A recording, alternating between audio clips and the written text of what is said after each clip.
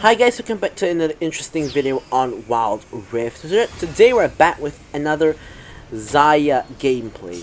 So, now this is actually going to be a little bit interesting, and this is going to be a real quick one for those people who like those short kind of videos. You know, some of my videos can be like 40 minutes long, 30 minutes long, 20 minutes long. This one's going to be about 10 minutes long. So, I'm actually going to be doing a gameplay video. So normally I don't commentate my gameplays, but I'm just going to commentate this one, because I gotta demonstrate how strong Xayah is in the current meta. I rate her as an S plus tier, one of the top 3 AD carries. Now, I know that majority of people do not, but I really do believe that she is one of the top 3 AD carries, just behind Ezreal and Xayah.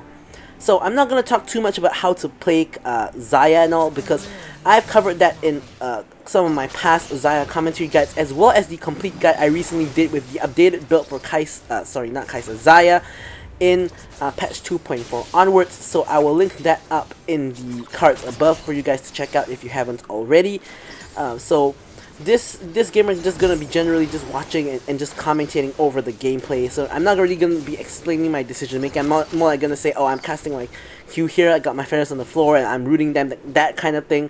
So, but first up, before we get into all that commentary, first I'm gonna discuss something very interesting, which is the draft.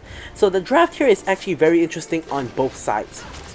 So the reason why I picked Xayah in this match is actually, if you look at the enemy team, it is a very dive heavy comp. Now if you look at the team, they have a Rengar, a Katarina, and a Camille, and that's a very unfortunate death by me there. Nami just barely managing to survive.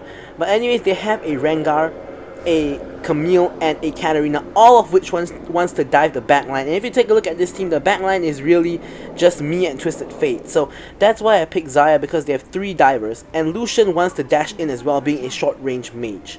So now me and my duo partner who plays Leona in this game instead of Nami, actually we have a very good duo comp to counter their comp, because Xayah, as you guys know, has 3 safety tools, her ultimate, which unlocks at level 5, and after which she goes on to build Zhonya's, and eventually a Guardian Angel as her last item. So you have 3 safety tools to prevent you from getting dived and destroyed by any one of the 3 backline divers. But of course, the other 2 safety options only come later on in the game, but you also only have your ultimate at early levels, which is, I wouldn't say it's good enough, but you know, it is better than what most other AD carries have. Now, what else do we have going for our team is we actually have Leona.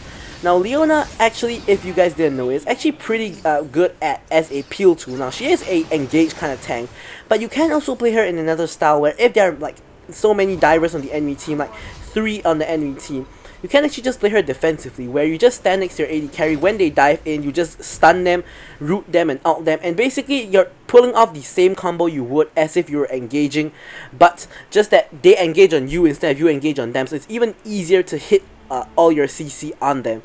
So you can peel very easily for Xayah. And another thing we have going for us is that Xayah has a root on her feathers. So Xayah's root is incredibly easy to pull off when you have champions who actually want to get in your face. Now, who do we have that wants to get in our face? Rengar wants to jump at us, Lucian wants to dash straight at us, and Camille wants to, you know, jump all the way to us, ult us or something, and Katarina, who wants to jump to the backline, and so on and so forth.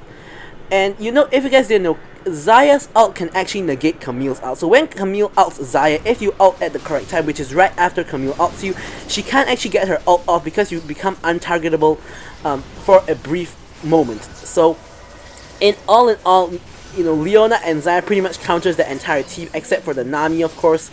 So here we're into another fight. Leona has already died, and I tried to actually get the return kill on the Lucian, but he does actually put up his barrier, so I have to flash out so that I don't die. So far the early game, as you guys can see, has not really treated us the best.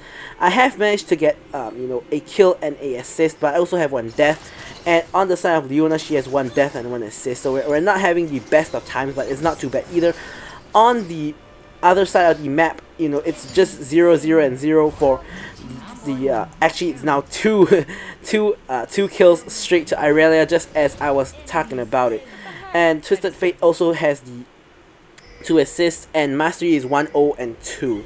So in this game, we are actually playing weak side, we being me and the Leona. So if you guys notice, Mastery has basically not ganked us at all. He has actually come over to clean up the kill on the Nami, but other than that, him and Twisted Fate will be roaming to the Irelia's lane all the time pretty much. So we have a lot of global map pressure with the Twisted Fate, but we're not really using it to help bot lane there. You're not using it to help top lane. So with jungle attention on top lane, as well as the mid laner, you know, roaming to the top lane all the time. I say top lane because I realize top, and I treat the AD carry and support lane as bot. So they are roaming to top lane all the time. So pretty much we're not getting any attention. So we're basically playing weak side, you know, in this instance. Although to be fair, on the other side, Rengar also doesn't gank us. So basically both junglers are playing towards top side, and they're pretty much just ignoring their dragon lane completely. So here, you know, we are doing alright, but we just generally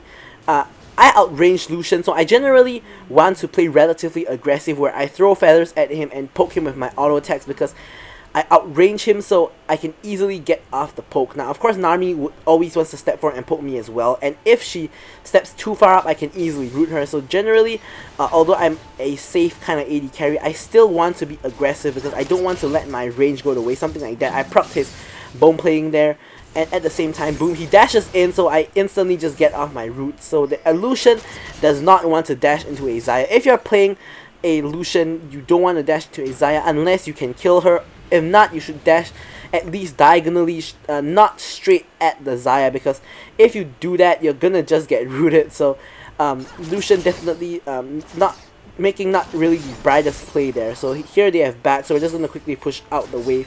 Xayah has very fast wave clear, and then we can get a good reset of our own. At this point in time, we're 1-1 and 1. We have picked up our Essence Reaver as well as some lifesteal boots, and now we're building towards the Solar Recharge Blade with the starting 2 components of the dagger and the crit glove. So nothing too much is happening here. If you guys take a look at the scoreboard, our team is smoking them all across the board. We're 6 and 2, but the goal difference is about like 7k. It's now 8k after that kill on the Katarina. So this game is, you know, it's kind of really a stomp.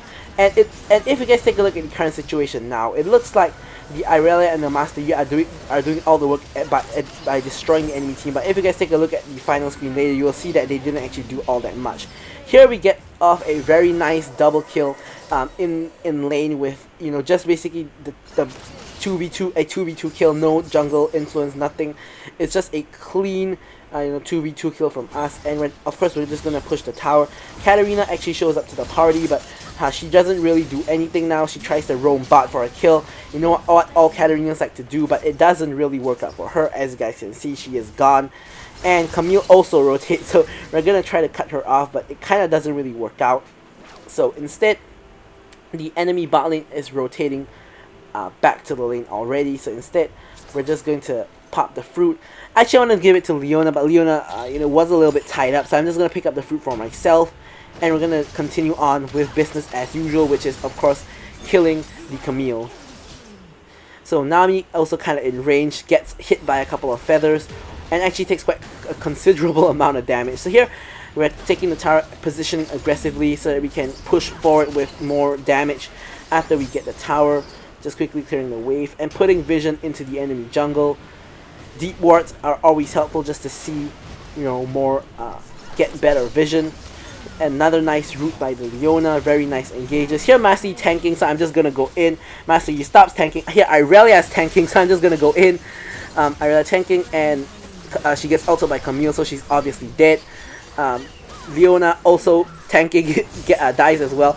Here I recall all my feathers onto Camille, and you know, I easily get the kill on Camille. At the same time, I have ulted, so realize how many feathers there are on the ground. I see Rengar's ult sign on me, so I instantly actually press my E, but of course the feathers are a long distance from me, so they take time to come back. But when they do come back, just nice is when Rengar leaps on me and he gets rooted and destroyed by all my feathers, and I out attack him just for the kill. So we went from 1-1 and 1 to now we're 6-1 and 4. So now we're really fat. We have managed to pick up the Solar Recharge Blade, and we even have a BF sword for a huge injection of AD. So at this point we're so strong, we're so ahead, 10k gold ahead of the enemy team. Enemy team can't really do very much against us, so we're just going to just pick up the dragon. There really is nothing any team can do about it. They can try to contest, but if they contest, we just turn for the fight. As you guys can see here, they're trying to contest, we just turn for the fight. Irelia hits her ultimate.